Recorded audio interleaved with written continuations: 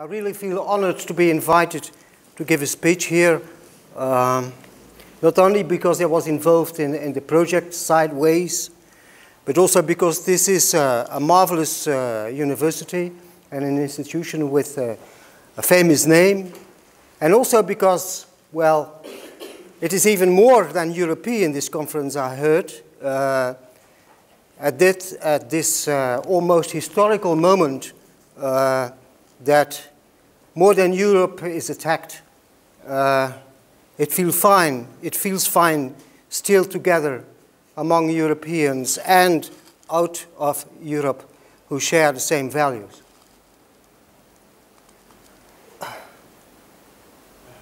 Yeah, okay. Give me 1 second, sorry, it's a different size than the other one. No problem. The program says that I'm a former member of the Executive Board of the NVAO. In fact, I am in my last weeks. Next week is my last week. But then I come again in The Hague as an independent international expert the same week. Nevertheless, I am proud, and I also put the logo of Erache on my slides because they gave me the opportunity to work on that book, the so-called manual, which is not a manual, which will have a second edition at the end of 2016, and hopefully will be translated as soon as possible, Cathy, in French. While in the meantime, I have become visiting professor at the Columbia University in New York on the same aspects of quality assurance in higher education. Okay? So it's a long story, and I have to apologize from the beginning. I have too many slides. But I won't tell the slides. I will tell another story. You see the chapters, but they are meant to be reading material. I was told that the presentations will be on the website. So it's reading material, and it's material to reflect on. But of course, it will deal with what is quality assurance, what's the difference between, let's say, the average quality and quality assurance and excellence, as the President has already introduced. And my friend Stephen Jackson will cope with that tomorrow morning as well. Okay, there you have the book.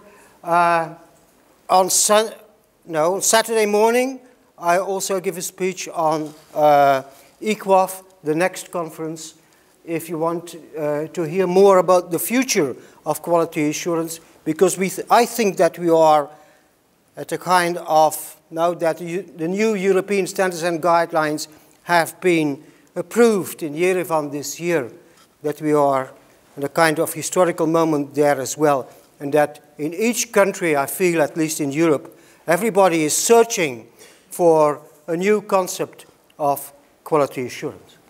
Right.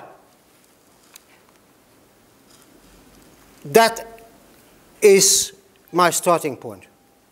Since we're dealing with professional education. How is the world going to look like in 2050 or in 2030? Here it's 2050. And I just want to point out the differences. This is Europe in 1995, a share of 33%. This will be Europe in 2050. While Asia, 30% up to 40%, and of course you see the big difference between China in 1995 and China in 2050. And the same difference you have as far as the United States is concerned, but the other way around. Another challenge, this is how the sectors will or are evolving as far as the share is concerned in total employment. And I just want to point out education is going to be a bit lower than at the moment in 2018, which is not long ago, not too long in the future. Healthcare and social care will increase almost double. There will be, in the commercial services, an increase so that it will be responsible for almost half of the employment. And on the other hand, we know that industry is going to decrease and agriculture is also going to decrease. But of course, the real thing is that what we have observed that in the same period, the job share of low educated raised from 8.7 to 10, and from the high educated from 35.4 to 44.1. So what is said about the so-called global knowledge society or knowledge economy is certainly true as far as our graduates is concerned. The challenge is, in the globalization, are we at the moment ready in order to give the competences to our graduates that are needed in the global changes? Another slide. While we know that half of the jobs will disappear, or at the moment even, can be replaced by automation or robots. So, those are the winners.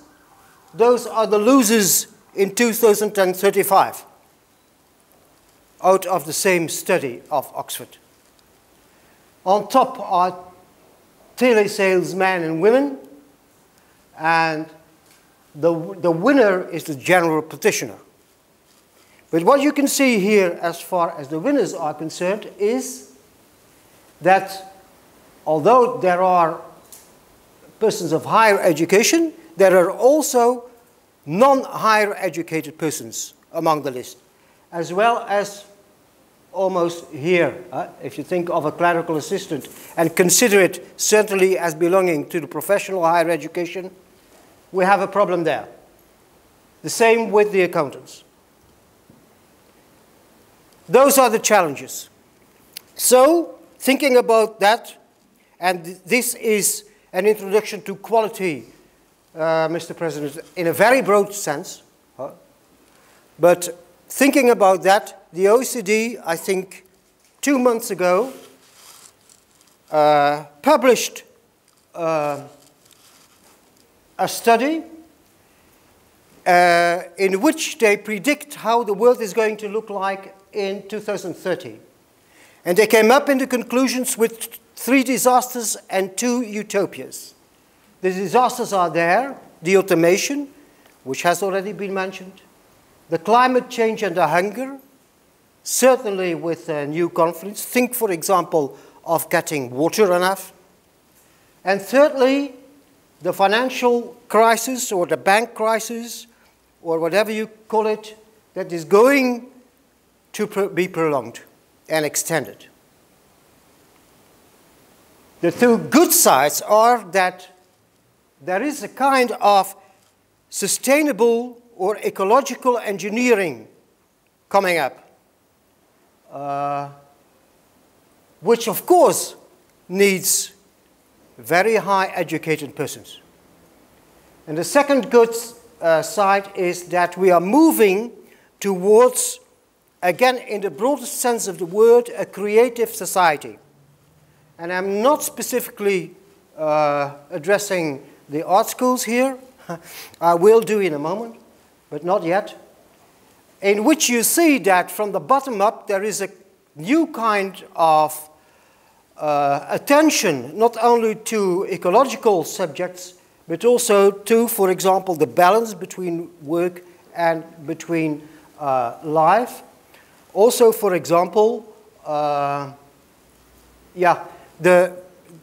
economy to share against, let's say, the prolonged or extended bank crisis. A very minor economy on a small scale, share economy, is also rising up. So all those new things belong to the so-called creative society. Okay. The context, and this is my last slide before I come to quality, can be summarized in 3 words as far as I'm concerned. There's globalization, and you can see what kind of consequences it has, some of the most important ones in higher education. Not only higher education if you think of international tensions and international competition. Secondly, technology, that is clear. Although we have to make a difference between information and the management of information and informatics. Online learning is, well, a hype at the moment if I'm not referring to MOOCs. And then, of course, there is that economic crisis, which is a challenge and can cause a contrast between, on one side, the budget cuts, and on the other side, the necessary investment in higher education. So,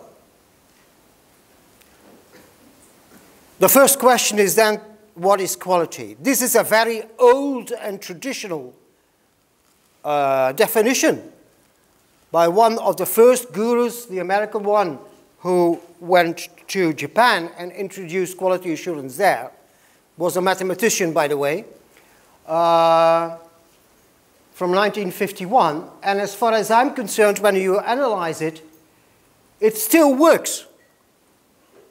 Although you have to interpret it in a modern way and not limit it to, let's say, for example, as far as the degree is concerned, only quantitative mathematical aspects. But if you look at the satisfaction during its expected life, there you have a kind of, well, avant-garde definition of sustainability of higher education. Because at the heart of higher education is not how ecological our faculties and our departments work and the waste that we manage. At the heart of higher education is how long our graduates will function with our degrees.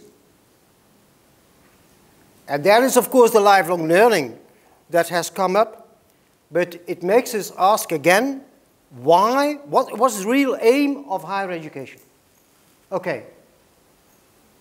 Nevertheless, there's a new, very easy definition coming up, which says it's simply the added value between input and output.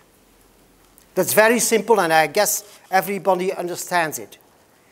But if, and that is a strategic choice, and I will talk about quite a lot of strategic choices on institutional level this afternoon, but no, in my 25 minutes. If we define quality like that, then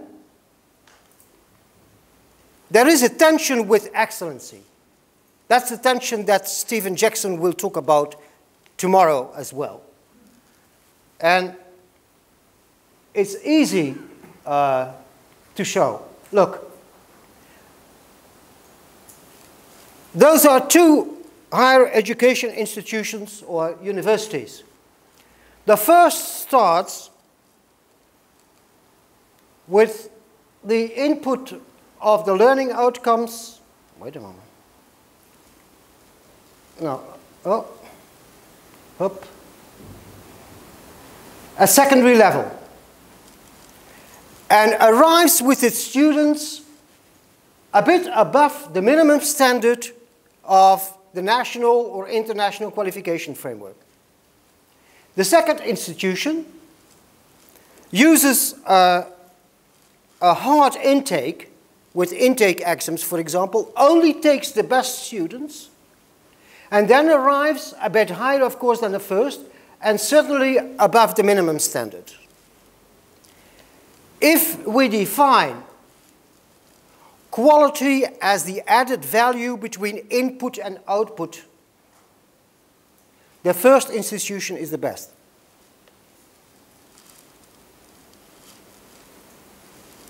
The first institution is the best. And of course, the third university can, in its strategic choice, even put the level of the income higher, and arrive at excellence. But what you see, in fact, is from the new definition of quality that, and I'm very glad to hear that the results of the PHExcel go along with that, that it is a strive, that it is a process towards excellency, but that the process is, of course, to be depicted in the added values between input and output. And so the whole PHExcel exercise and what is going to follow is now focusing on the enhancement, I would say, the enhancement or improvement of the quality of the institution towards, on its way towards excellence, which is, I guess, a very healthy point of view. I go on. Those are the, let's say, 5 most accepted definitions of quality, and they are all working at the same moment in our higher education. If you choose for excellence, you are in the first row. But of course, if you choose for transforming qualitative change in the last one, then of course you see that you agree with a new kind of definition. The value for money row wins at the moment. It wins because of the economic crisis. Most national ministers or departments or ministries, where they are looking upon quality assurance as, of course, value for money. I mean, because they have to pay attention to the taxpayers' money. Because of the higher tuition fees, and certainly here in this country, you also have a tendency towards, from the students, that they see themselves more as customers and ask for value for money instead of being a participant in the transformation process that they belong to. All right. Along with that, we come to the new views.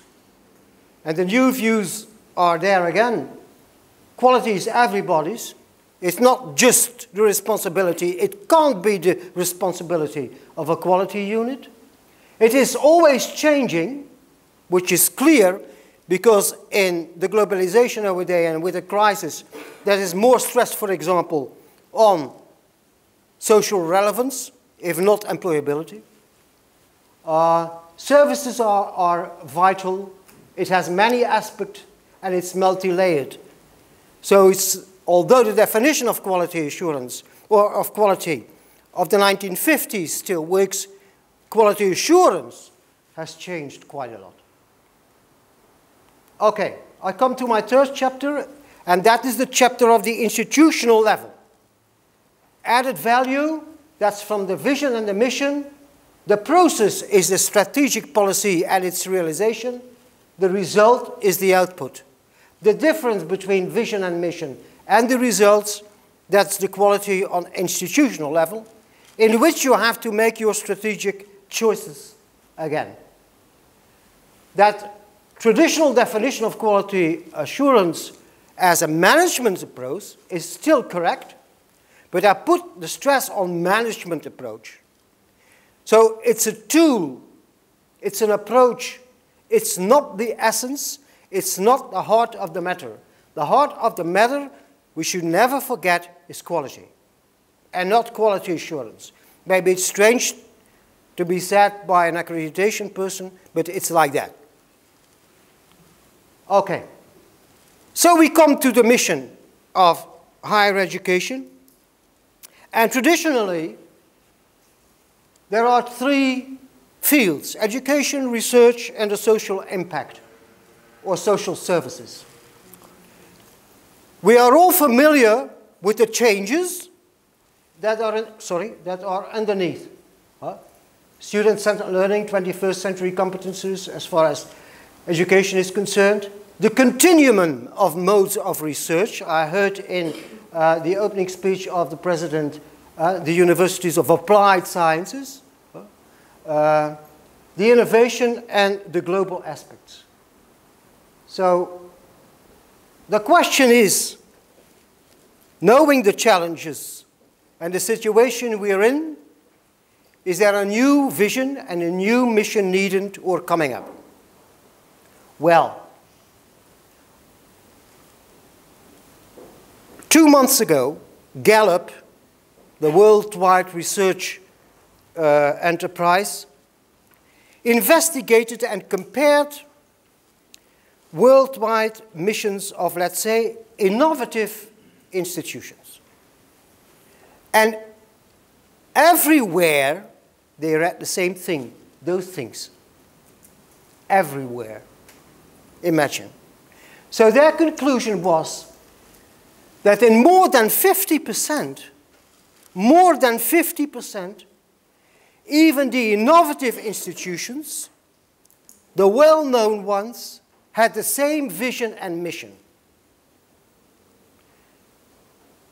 That is difficult then, to have a profile, even as far as quality is concerned. And so, they agreed that maybe even those more than 50% represent the views of the leaders of those universities, but that they offer very little guidance to the students or the prospective students, and I added to the staff. Because in a moment we will come up with quality culture, and that is quite essential then. So, they ended with 3 recommendations. And the first one is, as far as I'm concerned, the most challenging one. They started with saying, you have to ask yourself again why you are existing. Why is the starting question. Second, if you have come to an answer, and we come to that in a moment, this should be linked towards your engaged, so staff, students, all together, stakeholders, in a cultural way. That will be my final chapter, quality culture. And then, of course, you can only have the link with the brand. So, a marvelous book is that of 2009. And if you want the summary, it's on YouTube. It's a famous TED talk by the author. Start with the question why. Only then come to the question how. How are we going to realize that why? And then with what? So it's turned around. Those are the essential questions. Sorry, I'm not going to answer them. Photograph them, download them, come to your own answers. You will see that the basic question, the last one, has to do with the attacks nowadays and has to do with the values and the ethics. So, and I'm working with a friend with it, 5 minutes left, that will work. We have come up with, well, we have not come up yet with Oxford being one of them, but that is what we are thinking about as a new mission. A global open community, co-creative. Co-creative means that all stakeholders work together in one way or another. In both teaching, learning, research and social service. And with a quality culture. Third chapter, the one of the learning outcomes, very quickly. Input, learning outcomes of incoming students, output, learning outcomes of outcoming students. A very difficult thing, but we have to understand each other. We most of the time understand each other as far as the definition of our learning outcomes is concerned. We don't understand each other as far as the competence is concerned. And certainly not here in Great Britain, because in Great Britain it's a kind of synonym with skill. or it's quite often used as a skill. Important in the competence that I use as definition, which comes out of human resource management, is integration and context. And for you, a professional context, of course. But last but not least, and there is a cultural thing again, don't make it, just like quality assurance, a purely administrative process, because it's going to be lost then. It's not going to innovate anything. It's not going to be shared by the team. It's not going to shape your education. And that's the real most trap, just as with quality assurance.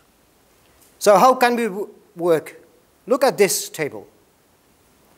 How do our graduates learn most? Gallup again. Which competences are needed? There's only one, the second one, which is sector-specific. All the other ones, and it dates from 2010, all the other ones are transversable, I would say transferable, but still. There's another routine cognitive goes down very quickly. These are the students stopping their education at secondary level. This is routine cognitive. What rises are the non-routine interpersonal and the non-routine analytic. This is clearly higher education. This should be higher education in the future. So, everybody thinks innovation is going to be the way out. Well, technology and innovation. Technology can only be translated in innovation if it meets some other competences.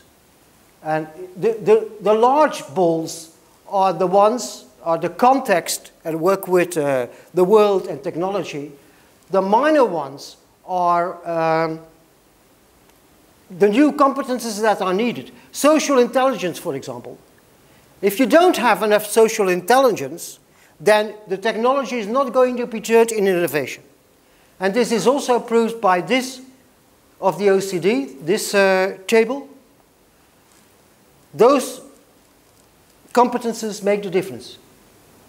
New solutions and ideas acquire new knowledge, and so on. So what we need is the integration in the heart and the metacognition, the self-reflection of our students. There you've got them. Good. And how they stand. Good. In the world. No, I'm going to summarize. Yeah. I go on. Keeps things moving is in the middle. That is about quality assurance, and that is about your business. The world of work comes in.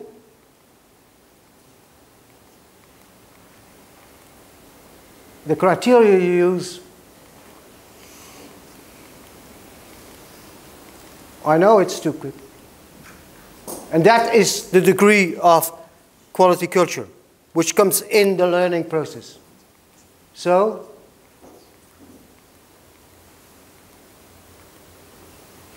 identification, elements, and there we've got it. You can have a wonderful quality assurance technically and a poor result because the quality culture is not there.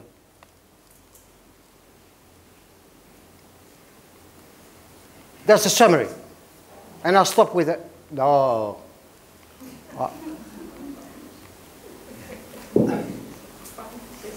I stop with that. That was me. Take your choices. I'm very optimistic. I still think that education is at least part of the key to success. But you can't do it that way. You have to make room, even with nonsense. There's a marvelous book it's Nonsense, written by Jamie Holmes. And so you have to take time and make room, and not in checklists, to do those things. Thank you. Finish.